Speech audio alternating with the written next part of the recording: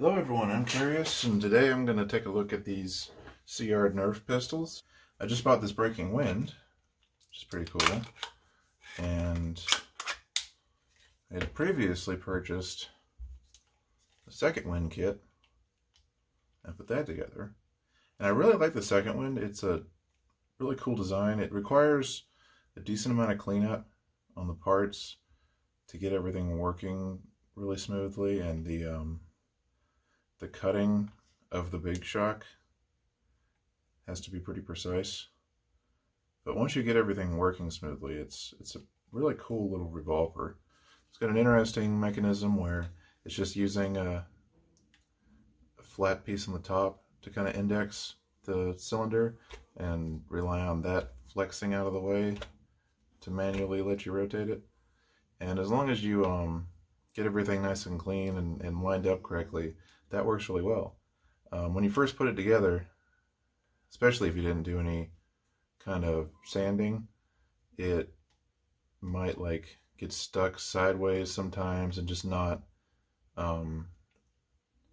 stay indexed correctly, but it's easy enough to fix. And my only actual complaint about it is that you really need a better handle on this. So I added a bolt and some rubber grommets to give me some extra leverage on this thing, because gripping this tiny little T-pull over and over when you've got such a beefy spring in here, it gets old really fast. But with just a little bit of an extra grip here, it's way better. So I just threaded a bolt all the way through the T-pull and just added these rubber parts, and now it's way nicer. So I just finished putting together my Breaking Wind, and I've had to do a little bit of troubleshooting. It was very difficult to get the threaded rods in place correctly, mostly because they're cut threaded rods and the nuts would not thread onto the ends.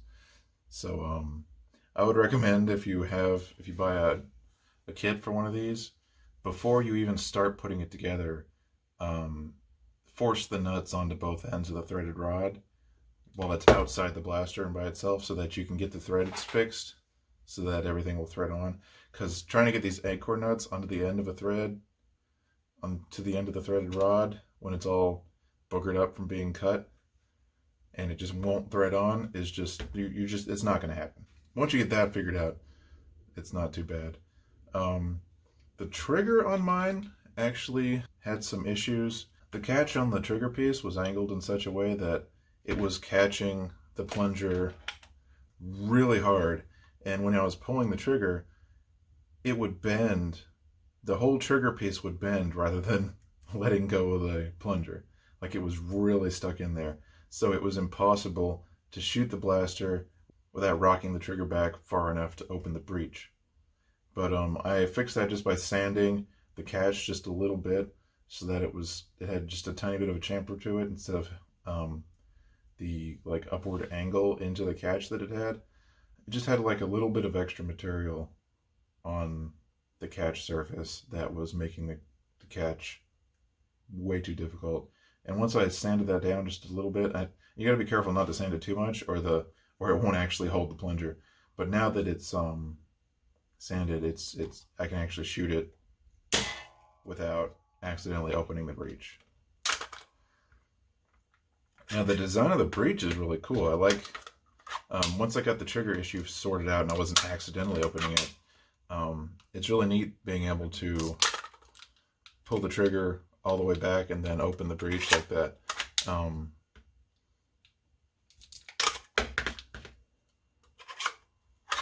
think that's really awesome with the magnets that just kind of force it to pop out. Once you get it balanced to the point where you can fire it without it going all the way back, then it's a really cool design.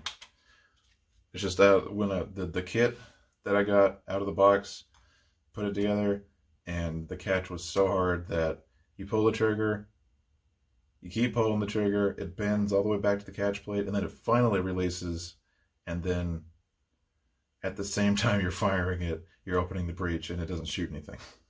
So it was kind of a mess. But just a little sanding on the catch surface fixed that. Of the trigger, not the plunger. Aside from that, everything went together really well. I think it's a really cool design. So yeah, just for anybody who buys a kit, I would recommend making sure your thread is fixed on both ends of your threaded rod so that the acorn nuts will thread onto the end of it before you even start assembling the blaster. And also, if you experience any trouble with the trigger being way too hard, just sand the catch surface just a little bit. The only other issue I've got with it at the moment is some of the shells I had printed previously, which I was pretty sure are up-to-date shells, don't actually fit. Like this is a Spring Thunder shell I had printed a while back. I'm pretty sure it's like a version 5. It doesn't have the O-rings, and it's too long to fit in the breech. I have no idea what's going on there.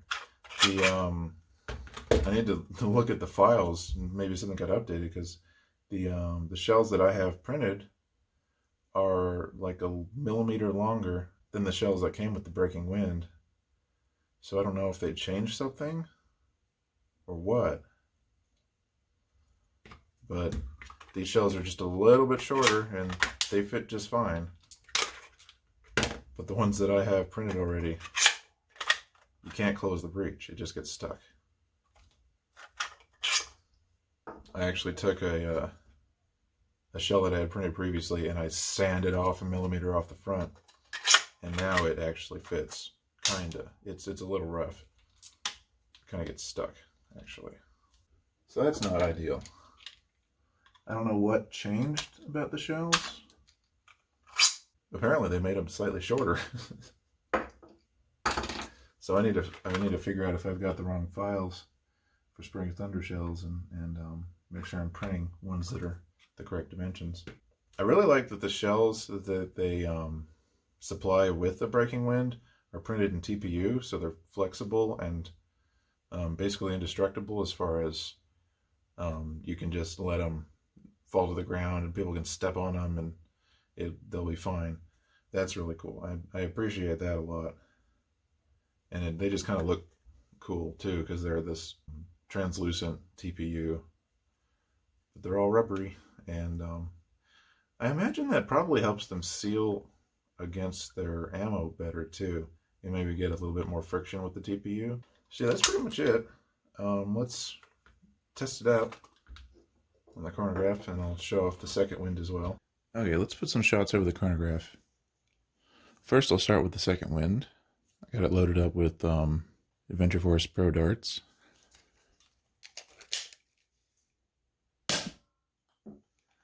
.113, 112, 117, 116,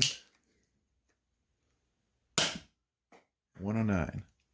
So yeah, almost 120, which is pretty good for a big shock in these 3D printed barrels. I'll try some full length darts, see what it does with those. 102,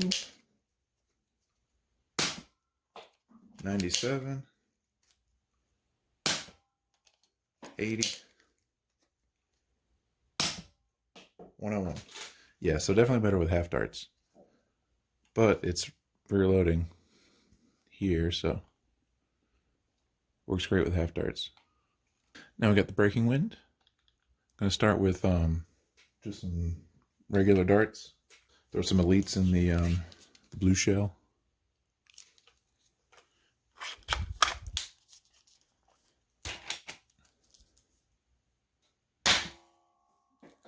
.95. One cool thing about the way this is set up is you can just front load it if you don't want to change the shell. Whoop. 97.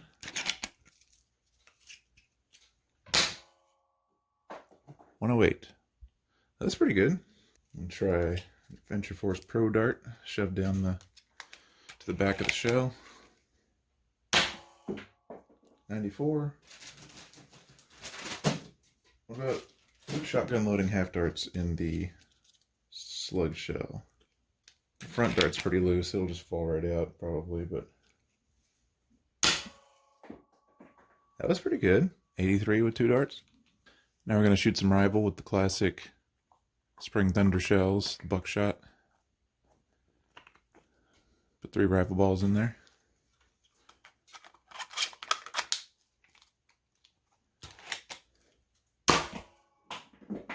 $76.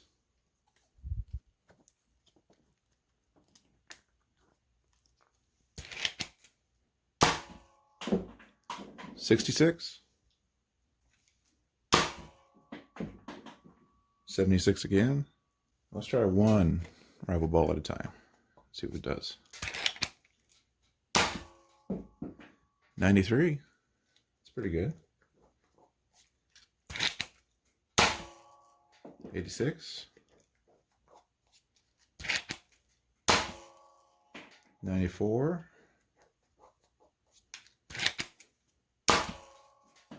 94 again. Now if I load 2 rival balls into the buckshot shell,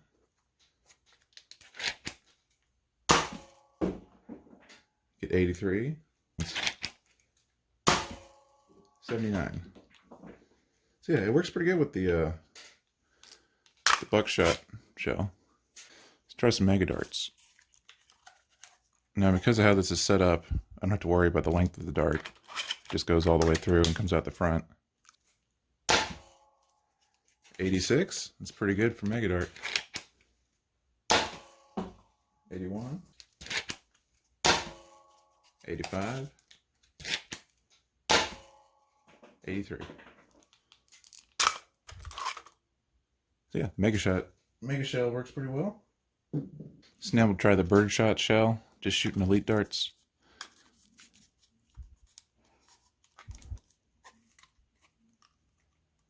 You gotta really shove them in there.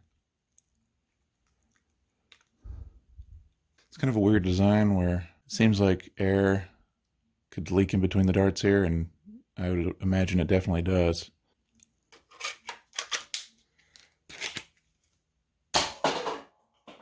One dart came out weird and sideways. I haven't gotten very consistent shots out of the birdshot shell. It's neat, but sometimes it doesn't even shoot. Sometimes it shoots great, like that. I'm gonna try putting 2 half darts in the birdshot shell. See, we got 2 half darts. Hey, that shot. I bet you could print a shell that just extends a post through the front and fires rockets off of it. I might have to look into that. Thanks for watching. I hope you enjoyed the video. I'll see you in the next one, and until then, this has been Carius reminding you to have fun.